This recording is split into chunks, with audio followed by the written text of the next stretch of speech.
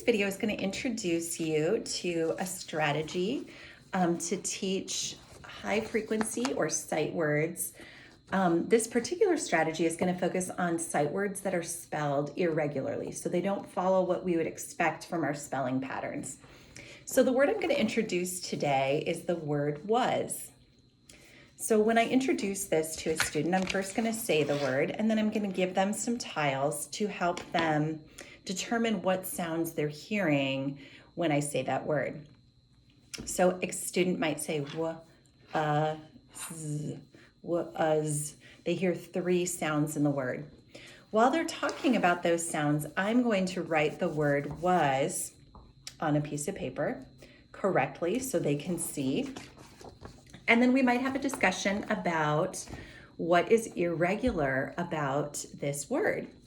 And most students by this point would be able to say, well, I heard the sound, not an a sound. So they heard which is typically written u. And so we can identify that a is an irregular spelling. Some students might even say that the s is a z sound, that we hear a different sound at the end, which would be irregular compared to what we traditionally teach at this point in their phonics program. They would identify that as a s sound. So we can talk through the irregular piece of that just for a minute. We're not going to spend too much time on that. Then I'm going to write a sentence with the word. I was very hungry.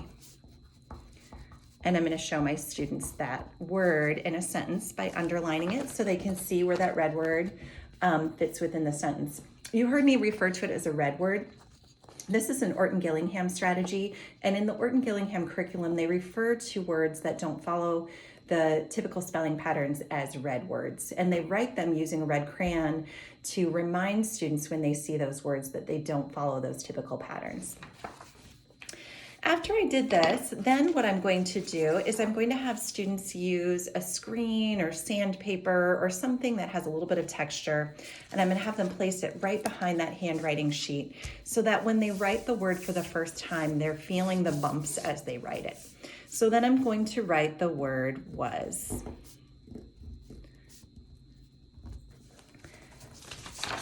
Before students move on to the next phase, I'm going to check that they've used some fairly correct letter formation, that they've written the word correctly within those lines. And if not, I'll just have them rewrite it again and maybe provide some more scaffolding with that experience. Once they've done this, we're going to do what we call an arm tap. And this is another multisensory approach to just giving that repetitive practice to writing and spelling that word.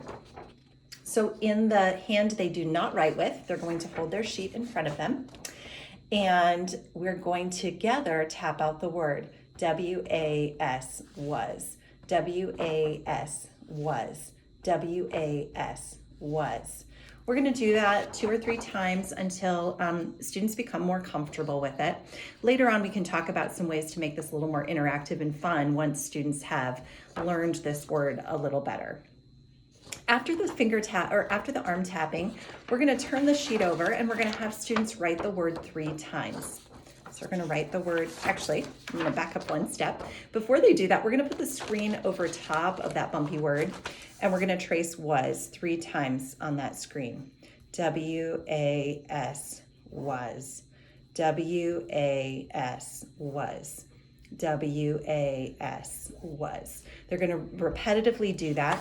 You'll notice when I'm spelling the word, I'm tracing each letter, but then in the end, I'm wiping my finger underneath it. This shows students how to blend, and students know then that those sounds go together in a smooth pattern instead of saying z, was.